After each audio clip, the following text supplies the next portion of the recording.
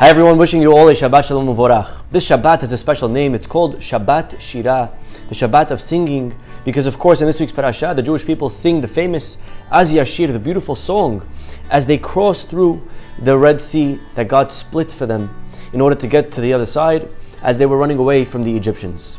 And there's an amazing idea that our rabbis tell us. They say, Kashe zivugan kekriyat yam suf. Our rabbis say that marriages are as difficult as the splitting of the sea.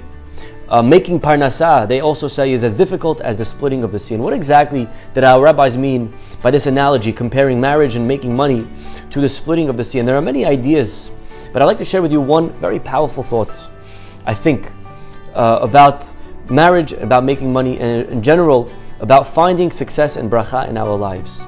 You know, as the Jewish people were standing there, the Egyptians behind, the sea in front, they're trapped, they're stuck between a rock and a hard place, they have nowhere to go. And what do? Of course they turn, they pray to Hashem. If we were to pause and go over to a random Jew standing there at the edge of the sea, at the seashore, and say, Mr. Jew, how do you think God is going to get you out of here? What do you think, where do you think your salvation is going to come from? A Jew just witnessed 10 plagues. He would guess many things, many creative answers. He would say, well, of course, God is going to bring down hail and fire on the Egyptians. Or, like the 5th plague, God maybe is going to cause the horses of the Egyptians to all just drop dead and they won't be able to chase us anymore. Many different answers. Maybe boats will appear out of nowhere and we'll sail across to the other side. But no Jew would ever think in his wildest dreams that the salvation would come by God splitting the sea. That nobody would ever guess. But that's precisely where the Yeshua, where the miracle, where the salvation came from.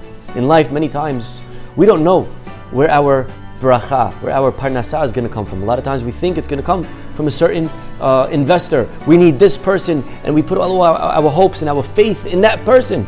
And all of a sudden, God's saying, what are you putting your hope in that guy? I have a different way, I have a different avenue. You think your bracha is going to come here, but I have bracha coming all the way from there. Same thing in a marriage. A person could sometimes go to a singles event and they are hoping that such a person, this person, they have their eyes on them, they'll ask me out, or she'll say yes. And then we end up realizing that we go there and we meet somebody completely different, left field. We end up marrying them and we have an amazing life, an amazing marriage. In life, we don't know where our parnasah, we don't know where our shidduch is going to come from. There was once a man running. The rabbi said to him, where are you running? He said, Rabbi, I'm going to make parnasah, I'm going to make money. The rabbi smiled. He said, who said your money is that way? Maybe your money is that way. In life, we never know, but David HaMelech prays, Ach tov v'hesed yirdefuni kol yemei chayai. He says, God, please, let kindness chase me. Why would kindness need to chase me? Who's running away from kindness? The answer is David HaMelech knew in his limited understanding that sometimes in life, we're running away from kindness. God's trying to give us, shower us, and we're running away thinking that the Yeshua, the salvation, is going to come from a different place. May Hashem bless us. That no matter which way we turn, using our hishtadlut, our efforts, where we think we need to go, may God always continue to make sure that the bracha that's supposed to come to us will get to us, will pursue us, will chase us, and shower it upon us, our families, and all of Am Yisrael. Shabbat Shalom.